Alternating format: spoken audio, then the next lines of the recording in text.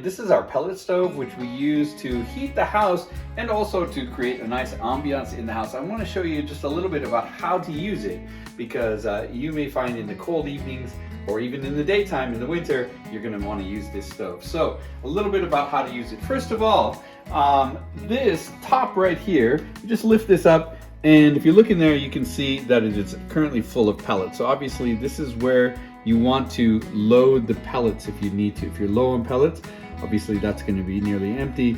Grab a bag of pellets and fill it up. So that's the pellets. Here you see this is the control panel of the stove, and this is where you're going to set it, turn it on, turn it off. It can be brought down and brought up like this. And in order to wake up the screen, you just want to push this plus button right here for a second, and that just wakes it up. There it is. And that means the system is up and running. It'll probably say something like standby, etc., but you don't want to worry about any of that. You just want to turn the stove on. And that's when you're going to hit this on button, this power button. And you're going to want to hold it down for about 3 seconds. 1, 2, 3. As you can see, it says cleaning and standby. When you see that it says switch on here like this, that's when you know that it is actually in the on mode, and start warming the room. One thing to be aware of is it takes about 15 minutes for it to cycle through, and you can't turn it off again until that 15 minutes has passed. So once you've turned it on, it's going to go into its process, and you'll just have to let it go. Then if you need to turn it off, you can turn it off after that. You can see that the stove is plugged in down here, and please don't unplug the stove. That's really important, to leave the stove plugged in. If you unplug the stove, it could even brick the computer. That would be the worst case scenario. Obviously, it's going to be very confused. So whatever you do, please do not unplug the stove. As you can see, it's starting to warm up there. That pellet stove also controls these panel heaters, and you'll see 3 of them throughout the house. This one is in one of the bedrooms, one is in the dining area, and then there's one low one in the kitchen.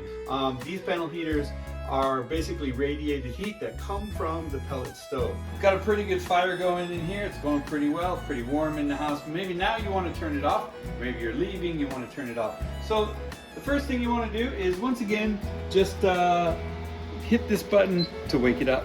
And there we go. It looks like it's running at about 50 degrees right now. That's pretty nice. But we want to turn it off. Well, turning it off the same way we want to turn it on. Just push this button right here. And now it's going to slowly turn off. There are a couple of other things here. There's a menu here. There's a timer. And this sort of menu scroll. Don't worry about any of that stuff. Basically just on and off. Remember, the plus button is to wake up the screen, and then on, you want to hold it in for 3 seconds, and then off. When you do switch it off, it doesn't turn off immediately. Again, just like it started, it's going to sort of go through its process. When it turns off, it's going to do the same thing. It has a series of processes that it goes through before it slows down and stops. So if it doesn't stop immediately, don't panic, don't worry, don't unplug it. Just let it slow down. Remember that it's going to say switch off on the panel. So when you see that switch off, you'll know that it's in active switch off mode. If you have any problems or any issues with it, just give us a call and let us know, and we'll try to manage it for you. But please don't unplug the system. Remember that you're going to need pellets, so you want to check that pellet load just to make sure that you've got pellets in there. And if you're running low on pellets, you'll want to get the pellets. Now the pellets are right over here next to the stove. We have this this closet here. Inside the closet, we've got a couple of bags of pellets here. You can see them.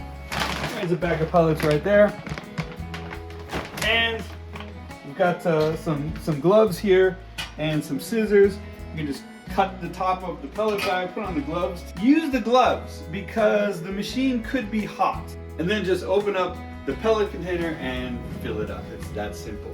So that is how to run the pellet stove. Do remember that this is a hot stove. I'm putting my hand on it now because it hasn't been on for very long.